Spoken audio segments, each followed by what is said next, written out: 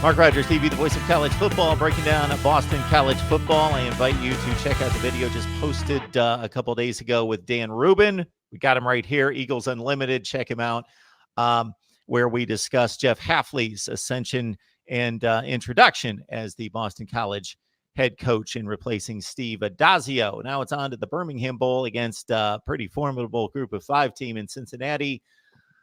So, Dan, your thoughts about getting to another bowl game? It's going to be the difference between 7 and 6, 6 and 7, and I find such a opposite ends of the spectrum view, depending on who you talk to, in regards to the importance of winning bowl games. Either you've got one end of the spectrum, they're exhibitions, they don't matter. On the other end of the spectrum, I think people need to understand that, let's say you're a Boston College fan, let's say you're a Cincinnati fan, pick your game this year, the importance of that game.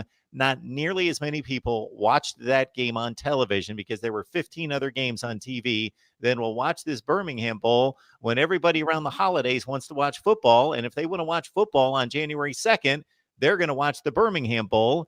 And you're either going to be able to say, we went 6 and 7 this year, or we had a winning record last year, and people remember bowl games. So your thoughts about the entirety of the importance of this for BC. So there was a time where, and I think it's a compelling argument, and I know I'd be willing every day to sit down and discuss bowl games and discuss the entire structure of postseason play. 80 teams make bowl games, right, or thereabouts. 70-something teams make bowl games. There's only 130 FBS teams. So if you're not one of the teams that gets into a bowl, the chasm between those teams that are making bowls and you widens, because they're getting extra practices, they're getting extra development, they're getting another spring practice, and then there is a game at the end of it. So for that reason, the chasm of getting to a bowl game, missing the drawback of missing a bowl game is actually worse, in my opinion, than the positives of getting to a game. You have to get to 6 and 6, and if you're a power conference team, there is no way around it. You have to get to 6 and 6 because those extra practices and for the players, the reward of playing a game. If you're a player, you want to get to a 13th game, or in some cases a 14th game or 15th game. If you're Hawaii gets the 13. So if you play at Hawaii, so you have to get to that bowl game for those players because they all just want another chance to play. Yeah, there are storylines like in Boston College is impacted this year of players sitting out the bowl game to preserve draft stock. AJ Dillon is going to sit out this game and get ready. He'd already declared for the NFL draft. He's going to begin that process. I think that's important as a personal decision, and if they make that decision, it's the right move. But you have other guys like Tanner Carafa or Ben Glines who need this to prove themselves to a pro program one more time, or in the event that they're not drafted or their football career ends, it's one more time to suit up. It's one more time to play a football game. And for a player, somebody who's played the sport their whole lives, guys who aren't maybe going to play at the next level, you really can't put a price tag on playing one more game with your teammates. So if you're going to watch the bowl game and you're not going to watch the bowl game, at least look at the matchup and think that for the parents, for the players, for the guys in uniform, that is the most important game that they're trying to get to. Everybody wants to go to the college football playoff. I'm never going to say that, or an Orange Bowl, or a Rose Bowl, or even a Citrus Bowl, or an upper tier bowl. But if you're not going to get to one of those games and it becomes halfway through the season, like it's going to be an uphill struggle, you have to get to a game. I just explained why. Absolutely. And in selling that to a recruit, yes, there's a certain cachet to college football playoff, obviously, but that's only 4 teams out of 130. Then you take it down, and you probably have some pretty savvy recruits that know, hey, this team went to the Peach Bowl, they went to the Cotton Bowl, they went to an upper tier bowl. But to not be able to sell that we went to a bowl at all, to your point, we only won 4 games. We only won 5 games. We didn't get those practices in, but just in terms of the exposure and being able to tell a recruit, we went to a bowl game, and probably the next line of what bowl game that was, the First Responder Bowl, the this bowl, that bowl, the Belk Bowl, the Birmingham Bowl, probably goes right by the recruit. It's just that program gets to bowl games. They take, they went to this locale. Hey, they've got something going there, and that's a selling point. Definitely. So no AJ Dillon. Of course, David Bailey is a capable running back, 7 touchdowns, 800 plus yards rushing. No Anthony Brown as well. So who do we expect to see in addition to Bailey? Let's start with the offense in regards to what you want to see out of this effort against the Bearcats. Well, I don't think with the new head coach coming in, I don't think the playbook's going to change all that much for the bowl game. You're not just going to rip up your old playbook because you don't have your head coach that was with you for the entire season. So I think there's going to be a lot of the same. Dennis Grosel handing off to David Bailey. It's going to be a nice preview potentially of things to come. We know that Dylan's gone.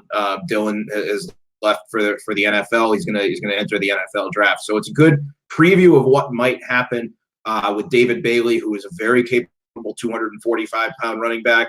Pat Garwo is probably going to see some action in this game, and I think that's going to be your nice two-headed monster approach that is in place of what happened to A.J. Dillon. Grosel was pretty good this year when he needed to be. He's certainly capable of running the offense. Very intelligent, knows how to make a throw. Had been inconsistent when he stepped in. He's a former walk-on, so he doesn't have the natural raw talent that I think you'll see out of other quarterbacks, but certainly a very good quarterback, a very smart quarterback, and a great kid on top of it all. Every conversation I've had with him, he's very thoughtful, very, very intelligent, football savvy, very savvy in terms of everything about the team, providing connectors between the coaching staff to the rest of the offense as the quarterback. So I think a couple people might be impressed with him if they haven't heard from him. And he could, and this is a good opportunity for him too in the bowl game to maybe set himself a little bit apart because Anthony Brown entered the transfer portal. That does not mean he's going to leave. He's coming back from a second major knee injury. It doesn't mean that he's going to leave. There's an opportunity for him to return to Boston College.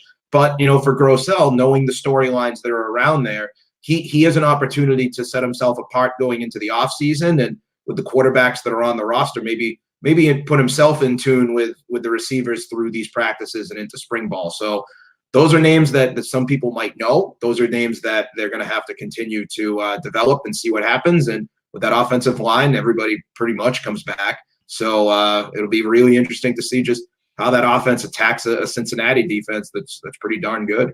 And the defense will be interesting in 2020, considering the deterioration of the defense over the past couple of years. But then Jeff Hafley stepping in, and we know his track record there at Ohio State. Max Richardson racked up 108 stops and 3.5 sacks. So again, the defense not what it was in the 20 to 14 to 17 range.